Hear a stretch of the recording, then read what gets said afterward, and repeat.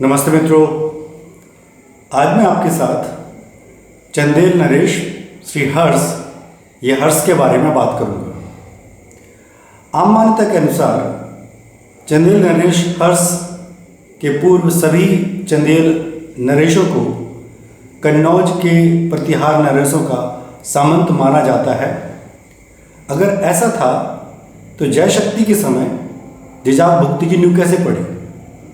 तो बहुत संभव है जय शक्ति के पश्चात जितने भी चंदेल नरेश लोग रहे हों वह स्वतंत्र रूप से अपने क्षेत्र पर अधिकार रखते हों, उनके पास अपनी व्यक्तिगत सेना हो और जब भी प्रतिहार शासक किसी युद्ध के लिए जाते रहे हों तो चंदेल राजा उनके सहयोगी रहे हों, जैसा कि कई ऐतिहासिक साक्ष्यों में देखने मिलता है।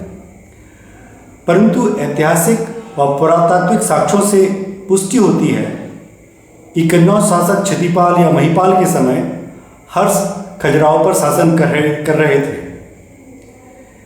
जिसका प्रमुख उदाहरण अलेक्जेंडर कनिंघम को प्राप्त खंडित शिलालेख है, जिसमें हर्ष के नाम के साथ एक अन्य पंक्ति में श्री क्षितिपाल देव नृपति सिंहासने स्थापितः जैसी पंक्ति मिलती है, जिससे यह अंदाज लगाया जा सकता है कि संभवतः यह क्षेत्र क्षितिपाल देव नृपति के पास रहा हो या उनके अधीन रहा हो। साथ ही कलचुरी नरेश कर्ण के वाराणसी दानपत्र में हर्ष को चित्रकूट भोपाल कहा गया है और उसको राजा भोज, बल्लभराज व शंकरगढ़ के समकालीन भी कहा गया है। इसी तरह परमाल रासों में उदाहरण मिलता है कि राहिल नरेश की पुत्री नट देवी का विवाह कलचुरी नरेश कोकल देव प्रथम से हुआ था, जो शायद हर्ष का समकालीन रहा होगा। और अगर हम महाराज हर्ष की बात करें तो वह प्रथम चंदेल नरेश थे जिन्होंने परम भट्टारक महाराजाधिराज परमेश्वर की उपाधि ग्रहण करी। साथ ही खजुराहो स्थित लक्ष्मण मंदिर का शिलालेख और विश्वनाथ मंदिर स्थित मरकतेश्वर के शिलालेख में हर्ष के बारे में काफ़ी विस्तृत जानकारी मिलती है, परंतु उनमें कहीं भी कोई राजनीतिक विस्तार व समकालीन नरेशों के नाम की कोई जानकारी नहीं मिलती। अब मैं आपके साथ उनके चरित्र की विशेषताएं जो विभिन्न शिलालेख जैसे लक्ष्मण मंदिर या विश्वनाथ मंदिर में मरकतेश्वर का जो शिलालेख है उसमें जो उनके बारे में कहा गया है वो आपसे शेयर करूँगा। लक्ष्मण मंदिर के श्लोक 18 के अनुसार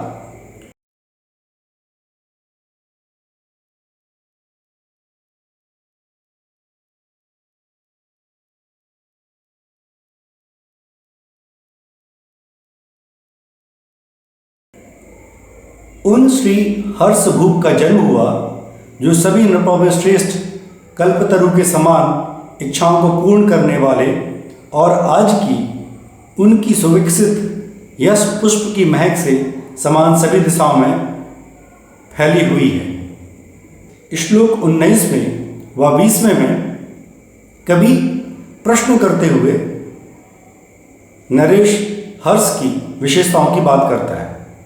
श्लोक 19 के अनुसार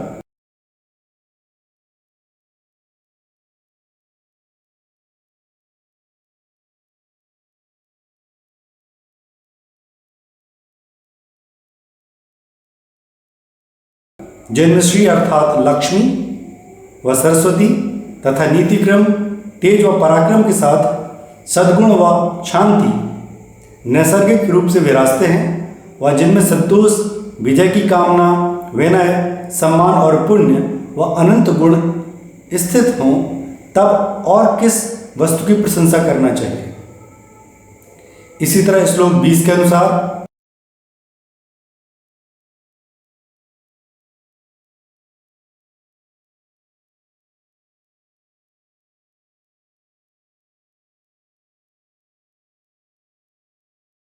वे जो धर्म भीरु हैं अर्थात कोई धार्मिक अपराध करने को डरते हैं, व मधुरिपु अर्थात विष्णु की आराधना करते हैं, वे जिन बातों से पाप पड़ता हो उनसे अनभिज्ञ हैं, निज गुण गणना अर्थात अपनी तारीफों से संबंधित होते हैं, शून्यवाद अर्थात मिथ्या भाषण पर शून्य रहते हैं, व अनैतिक वचनों के कहने पर मूक हो जाते हैं।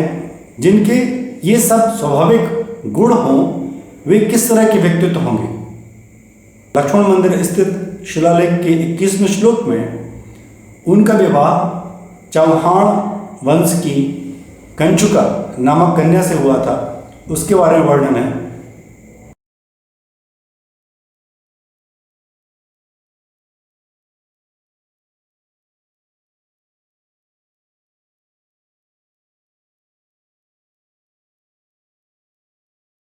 श्लोक के अनुसार वे जो सुंदर रूप वाले व उच्च मनोभाव वाले हैं, उन्होंने चौहान कुल में उत्पन्न सवर्ण कंचुका नामक कन्या से रीत के अनुरूप विवाह किया। इसी तरह लक्ष्मण मंदिर स्थित शिलालेख के 22वें श्लोक के अनुसार इस श्लोक में कंचुका के सतत्व व पतिव्रत धर्म की तुलना अरुंधति से की है, जो वशिष्ठ की पत्नी व सतत्व व पतिव्रत का प्रतीक मानी जाती है। यहाँ कवि रानी कंचुका के पतिव्रत धर्म का उनसे ऊपर बताने का प्रयास कर रहा है। इस श्लोक के अनुसार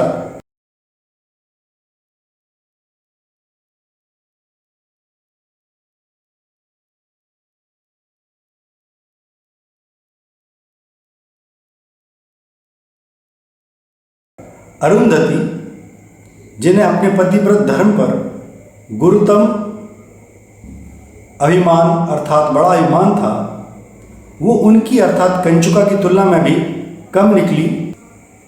विश्वनाथ मंदिर स्थित मरकतेश्वर मंदिर के शिलालेख के अनुसार उसमें भी श्री हर्ष के बारे में काफ़ी कुछ कहा गया है।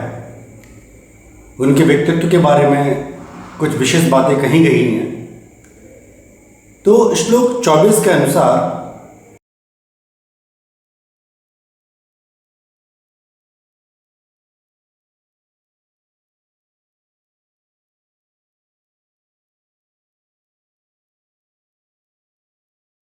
वे जिनका प्रताप रुई के समान राजाओं के लिए चिंगारी है, कीर्ति का भरण करने वाले, जो गुणों से अलंकृत हैं, वह शील के मूल हैं। उनसे प्रसिद्ध हर्ष का जन्म हुआ, जो मानवता के लिए हर्ष हुआ, शत्रु के हर्ष को ज्वर की तरह हरण करने वाले, सभी तरह के दोषों से मुक्त प्रजाजन अपनी भुजाओं में संतोष व आराम पाते हैं। श्लोक 25 के अनुसार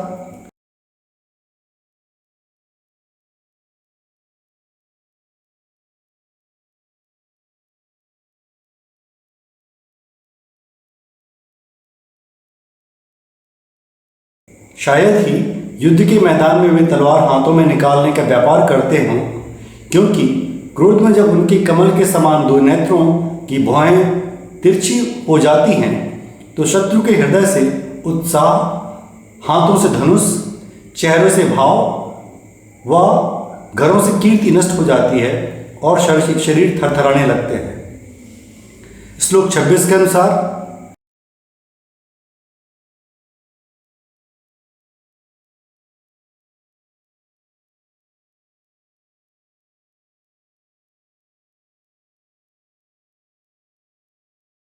वह पृथ्वीपुरी जो समुद्र से घिरी है और जिसे अच्युत अर्थात कृष्ण, भीम, बलराम व कृतवर्मा ने रक्षित किया, उसकी रक्षा आज हर्ष कर रहे हैं। श्लोक 27 के अनुसार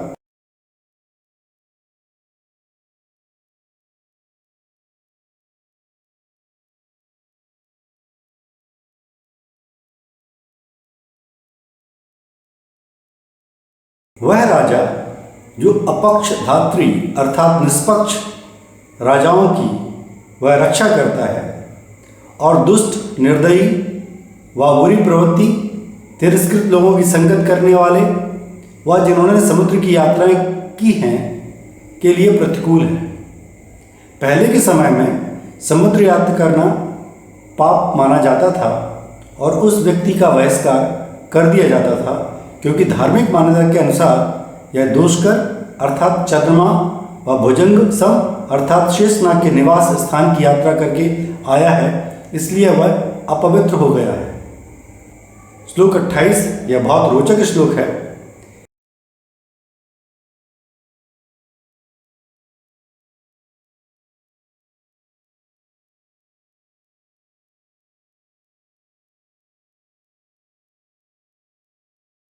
इसमें हर्ष के राजनीतिक प्रभाव का परिचय मिलता है। इस श्लोक के अनुसार दूर दूर से राजा अपने घोड़े, मोतियों का छत्र आदि उनकी सेवा में छोड़कर जाते हैं व उनके आदेश को शिरोधार्य कर वापस आते हैं और उस द्वार पर आकर हाजिरी बजाते हैं जिसे हाथियों ने अपने मस्तक के कीचड़ से गंदा कर दिया है। श्लोक 29 के अनुसार इस श्लोक में श्री हर्ष की रानी कंचुका के गुणों का वर्णन है, परंतु यहाँ पर उनके कुल की बात नहीं की गई है। इस श्लोक के अनुसार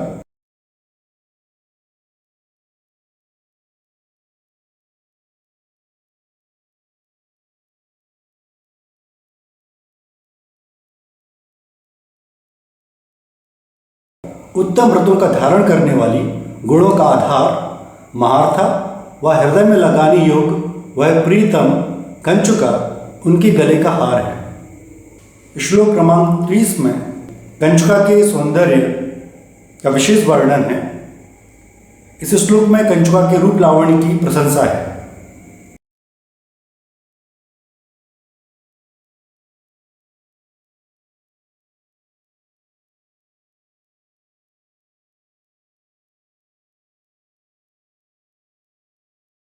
श्लोक के अनुसार स्वर्ण के समान वर्ण, दोनों आंखें नीलम व चंद्रोपल यानी मूनस्टोन के समान, उनके हाथ व पैर माणिक के समान गुलाबी, ओंठ विद्रुम अर्थात मूंगा के समान लाल, इसके साथ उनका मन मोती के समान सफ़ेद चमकीला जो अभी अभी सीपी से बाहर आया है।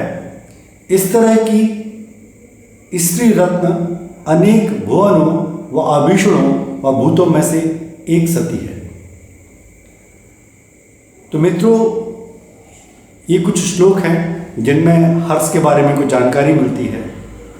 मित्रों, लक्ष्मण मंदिर स्थित व विश्वनाथ मंदिर स्थित शिलालेखों से हमको श्री हर्ष के बारे में कुछ जानकारी प्राप्त हुई है, जो मैंने आपसे आज शेयर की है।